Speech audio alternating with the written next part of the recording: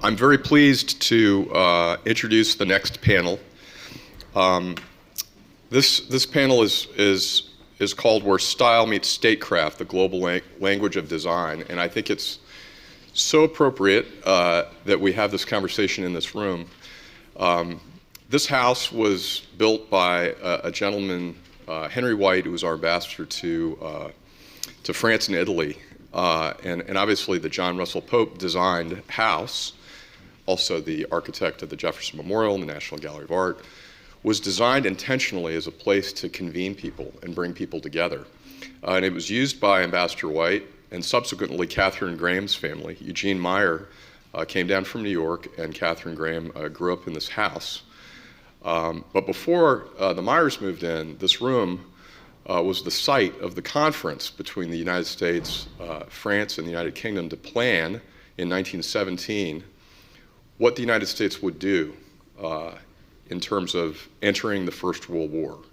And so these are grounds that are living reminders of the spaces that create the opportunity for diplomacy. So I'm very privileged to introduce one of this year's Meridian Cultural Diplomacy honorees, Mark Sikes. Mark, I've gotten to know through my work with the Blair House, and he has done an amazing job with the Blair House in bringing the Blair House into, I think, a more culturally and contemporary ambiance, which is, of course, the place where foreign leaders come and get their first impressions about American culture and architecture. And I've also appreciated all of his amazing work around the United States in creating similar places. Mark is joined by Jessica Glass, who is a design strategist and real estate developer whose projects at Atelier Verre prove that buildings can be both anchors of heritage and engines of transformation. Please join me in welcoming them.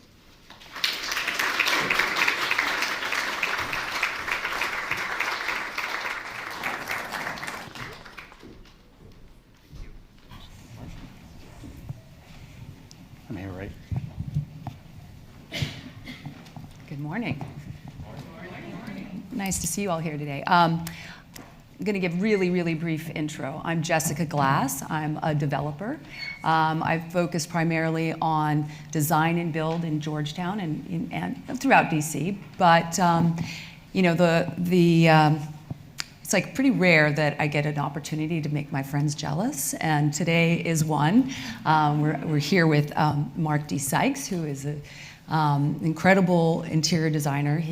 This is a second career for him, and he's managed to make it, through AD Top 100 and Elle Decor, and so many incredible accomplishments in a very short period of time. I hadn't thought about cultural diplomacy until last year. Tracy invited me to the Culturefix, and I was like, wow, this is, a topic I haven't thought about. I mean, art, music, food, this is incredible, what a impact you can have with these skills and talents that we share. And it wasn't until I saw the listing of Mark D. Sikes as the honoree, one of the honorees for this year, that I thought about interior design and design in general. So anyway, I thought I'm just thrilled to see you here. And I wanted to start with a question about interior design as a narrative tool and telling people about place and culture and community. Like, how does that work? Well, I'm happy to be here, and what an honor. I think every project that we work on has a story, and the story is defined mostly by the architecture of the house, the natural environment, the clients themselves. So every project, whether it's residential or commercial, has a story. Our jobs as the designer is to ensure that we tell the story and that the story stays intact. So it's very important. And we pride ourselves in being great storytellers, and I think that's really what makes the project so special. Can you think about a specific project where you really used a cultural translation that like went across borders?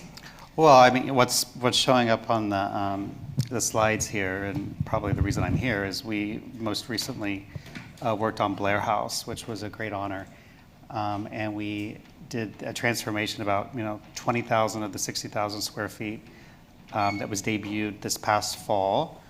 And it was really the first time such a large, design narrative took place, probably since Mark Hampton and Mario Boada did it back in the 80s. I mean, Thomas Pheasant and other designers had a hand in it. But it was an amazing honor, and I think it is a perfect example of how a story, you have to look to the past. Our job was to continue the narrative that was already told. Obviously didn't want to reinvent, but we wanted it to feel fresh and more inviting, more comfortable. And a lot of delegations that come to America, and I mean all of this was things that I had learned, some of it that might be their first time, their first experience with American hospitality. Mm-hmm. So we really wanted it to be the best representation of what we think American design is, and really adding that comfortable level and that functional level to the house. It's a big challenge. Yeah. So I'm just curious, is there one specific thing that you really toiled over? Should we change that, or do we need to leave that? Well, I think, you kind of know instinctively what are the things that need to stay. Mm-hmm. You also have a board that helps you define those things. But I have to say there was a really very supportive, very open-minded, and we just kept going back to, for sure, what are the big ideas, the big things that are going to make a biggest transformation to the look and the feel, and make it more comfortable, make it more inviting. However, adhere to the house itself, and we wanted to be super respectful. So not only did we continue that narrative in our designs, but we also continued that narrative in our dialogue. Every time I would meet with the board or the teams of people, I would say over and over, it's like, we're not reinventing, we're just refreshing. And I think that you start creating a story, and I really do. Again, I think it was about the comfort level. You and I were speaking earlier about what you do and where things are going from a functional perspective. There were no reading lights, and there were no comfortable chairs, and it was all about how to mix some of those things in to make it more inviting and comfortable. So that was just the message that we kept. And everything in the house, so just plug this, everything in the house is American. So that was a really exciting thing to be able to showcase. We're talking about diplomacy, just really showcase the best of American design. Every single thing in the house was primarily custom. Mm-hmm. So we worked with these Schumacher, Patterson, Flynn Martin, whatever, all these wonderful American, Samuel and Sons, and worked on all these custom designs. So it's really wonderful to say that, I mean, I shouldn't say 100%, but I would say 98% of the house is American. Which is, again, it's the best representation of America. Fabulous, fabulous. We were talking a little bit before also about, in history, what are some of the countries that have really succeeded at, cultural diplomacy through design? And I kind of posed that question to you.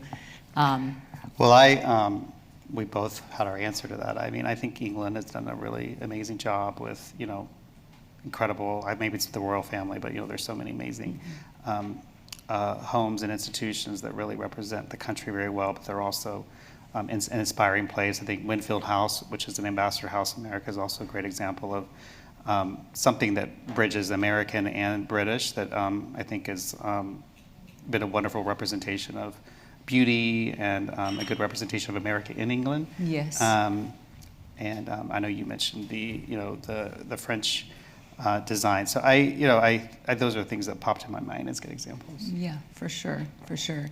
We also were just talking about, obviously we spoke specifically about Versailles and, in Louis the 14th was, basically made the determination that he was going to make France the center of culture, and he was going to, push that out into the world in any way that he could.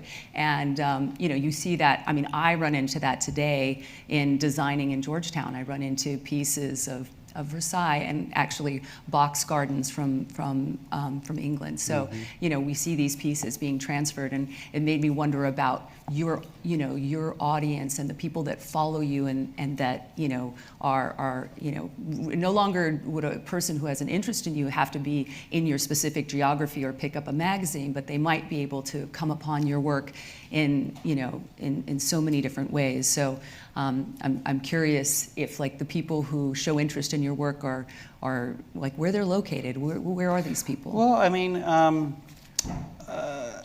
it varies. Most of our work, our office is in Los Angeles, California, and our firm tends to be more of a classical, traditional design firm, so it's a little out of place in LA. So most of our work is outside of Los Angeles, which we love. We work on projects all over the country, some abroad, but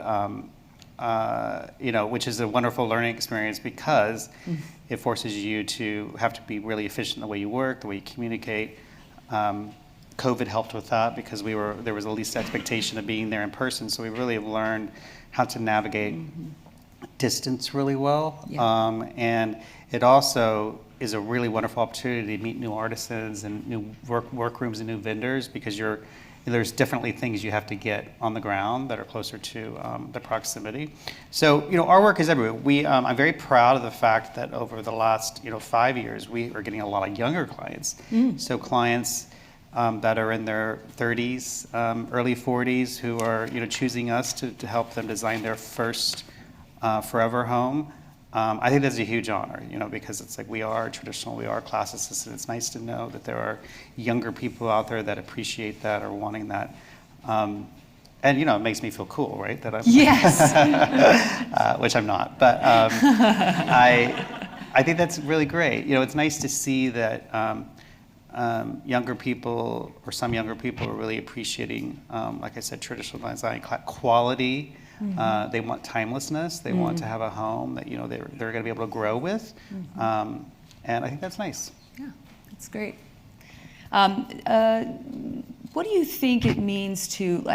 Are there any tricks to honoring cultural traditions in design without getting into appropriation or seeming cliche? Do you have any thoughts on that? Well, I think it's really, I just went on a European trip, and I was in London, and I was in Paris, and I was in Morocco, and I think that there are obviously these spaces that tell you what to do. You can look at a picture, you can tell it's a home in Spain, or you can tell you're looking at a home in Tangier, or a home and I think it is about the architecture, it's about the curation of the antiques, it's about the details that are in it. So I think where you get cliche is when you really try too hard to mirror style or match a style. But if it's authentic, authenticity is a really important word. I think it's, authenticity is staying true to yourself, also staying true to the story or the architect of the house. And I think you can tell when things feel authentic or cliche.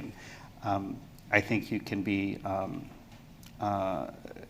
really embody what it should be without being cliche. What has been the biggest challenge in sort of, have you ever had a client who was like, wow, I really just want to have like a Moroccan flair, as an example, or where you've had to be like, okay, how am I going to do this?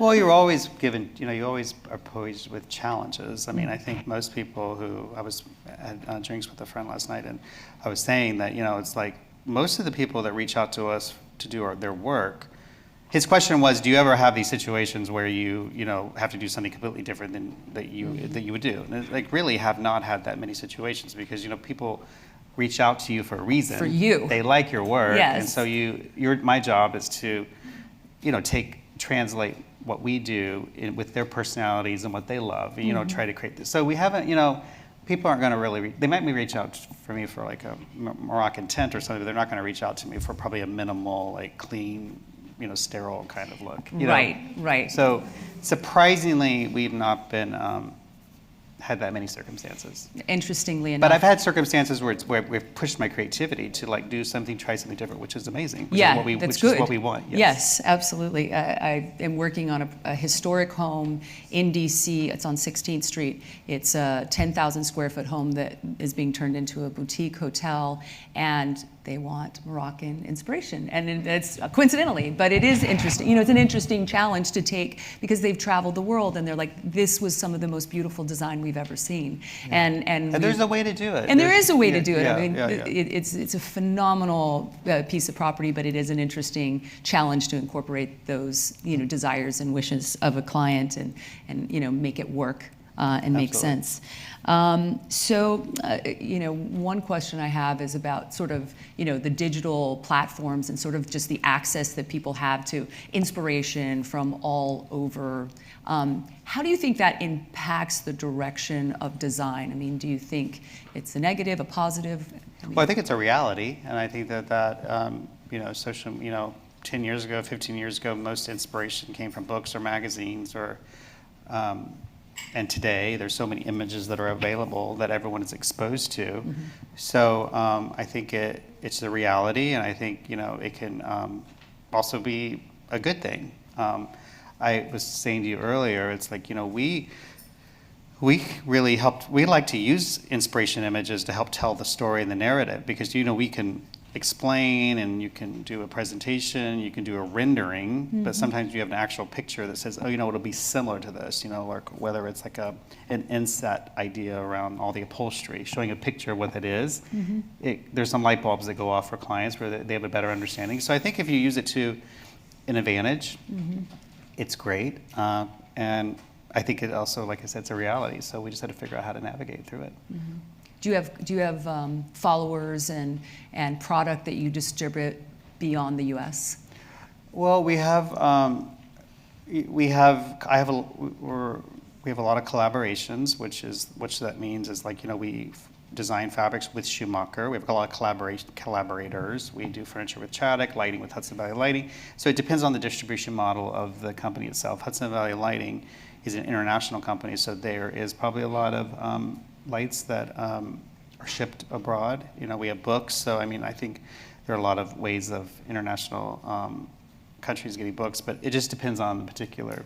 But we have we can tell from our analytics and social media that we have a pretty large following in Europe and Australia and South America. So, you know, whether they're participating in our actual products, they're aware of our design. Are you noticing any changes in sort of materials that are, you know, expanding what's possible in the work and the designs that you do?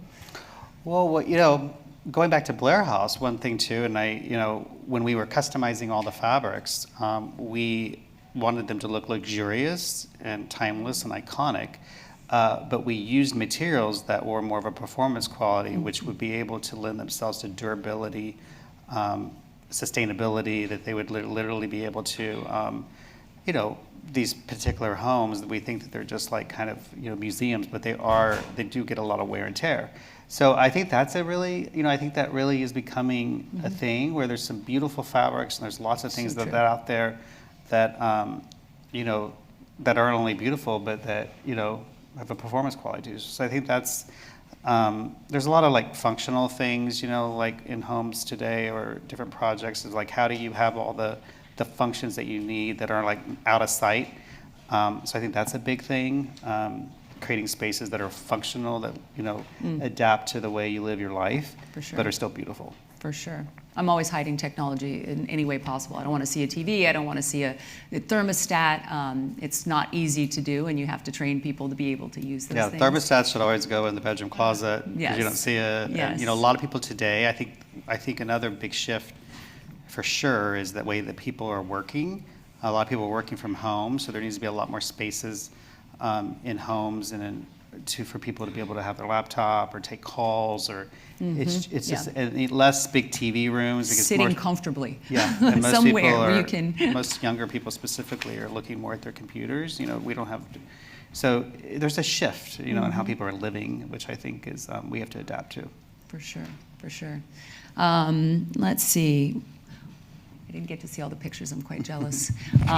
So I'm familiar with your new project in Ojai. I happen to go to school in Ojai. Can you tell us just a little bit about what you're working on? Yeah, so I'm building it's a personal project. I'm building during COVID, we all dream and we were all like, we want to do this, and I think during COVID it was like this wonderful opportunity to be like, okay, none of us are guaranteed tomorrow, so I've always wanted to build a house. I've always worked with our clients and our architect teams on building things for other people, so I thought it'd be fun to like really create something of my own or our own. So we bought this 14-acre property. It's called Orange Hill Farm. Half of it's citrus, and then we're building a kind of a Georgian Mediterranean kind of house. And I do think it'll be, I just have to get it built.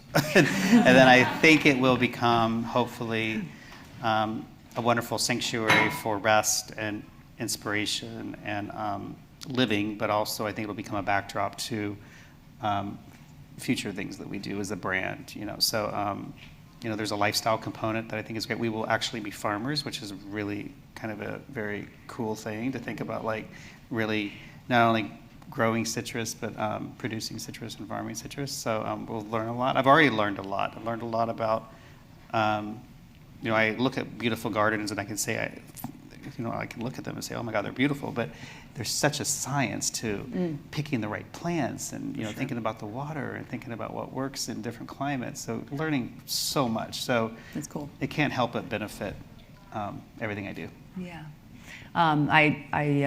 Doing development in Georgetown, I have this sort of ongoing battle with, historic boards and trying to, but I really have come to appreciate the dialogue, that the importance of sort of maintaining, our short history of, architecture is just so, it really is critical. And I now think of the importance of, all the people who I watch going up and down the streets doing the tours and having this sort of view into both the history of Georgetown, but just the influences that have come from all over the world. I mean, they're speaking a million languages, and, I've come to really embrace sort of like historic, support within communities, because it's very difficult to have that. Have you worked in any historic environments that were rigid, and how did it make you feel? Well, Blair Obviously, is the most historic. Yes. Yeah, I mean, I think that's probably the best example, and Yeah. it wasn't like, I wouldn't say the word rigid, but there were expectations and parameters, and as they should be. Yeah. So I wouldn't say any of our work, we don't have, well, I mean, in some things you do have complete freedom, but there's always parameters, and I Sure. think that's part of the storytelling, right? You have to like tell the story of your help. I always think of myself as my firm's an orchestra, and I'm kind of the director of the orchestra. I mean, it's like we're not, we all need each other. Mm-hmm. I can kind of like, help lead the music, but they make the music, and I just think that's where, there's always parameters. For sure. With everything. For sure, I agree.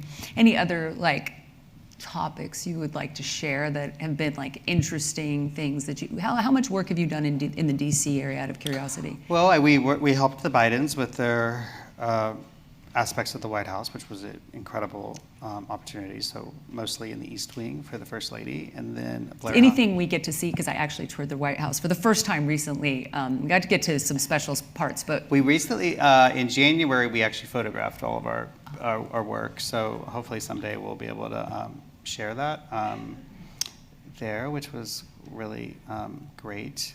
Nothing like shooting 4 weeks before everyone has to.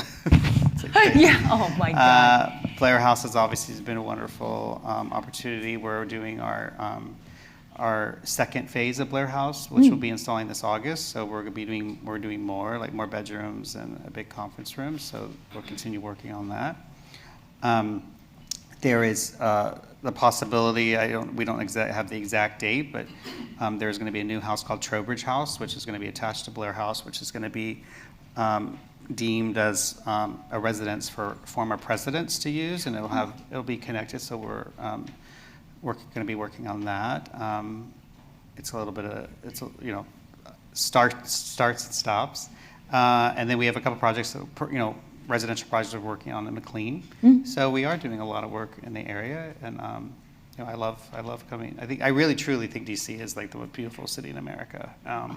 Agree.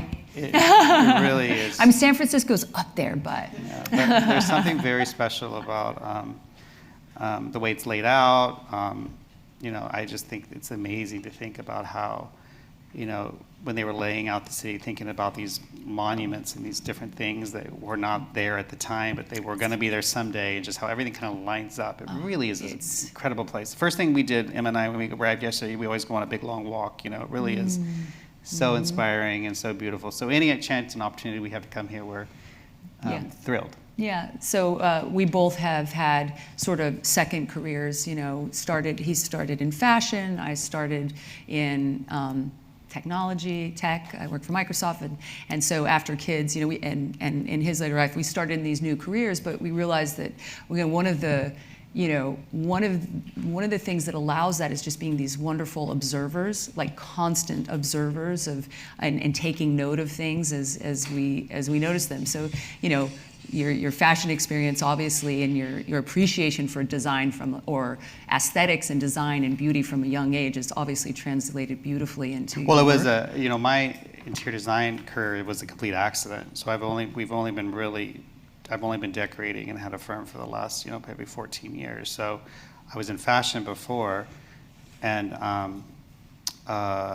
you know, which in many ways is very similar, and we were for a pretty big corporation, a corporate where, you know, there was like marketing elements and store design elements and, like, you know, fashion elements. So, like, really learned a lot, which I'm thankful that I had that experience, that big corporate experience, because I, you know, had to manage large groups of people and communicate and to big groups of people. And, you know, anyone who isn't a decorator in this room knows that, you know, probably what we do is 20% creativity, 80% of it's truly organization. So I would have never been, we would never have been successful at what we do, or enjoyed it as much if I didn't have that, like, training and that background. So, you know, I think things happen for a reason. But, you know, the interior design thing was a complete accident.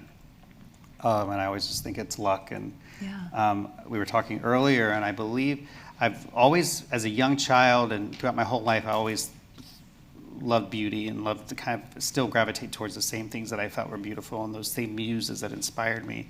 And I believe my whole life has been a sense of, like, manifestation of, like, you know, like, thinking about all of these possibilities and, like, all these wonderful opportunities that we've, like, talked about today, to be able to, like, have that opportunity, I think was manifested to me in a weird way as a young child. So it's almost like, you know, we're not really in control of any of this. No. Something else is in control, and I'm just kind of a steward and just honored and. Well, I am, like I said, thrilled to have had this opportunity to meet you. Thank you for giving me this opportunity, and also for being here. Thank you. Thank you, everyone. Thanks so much.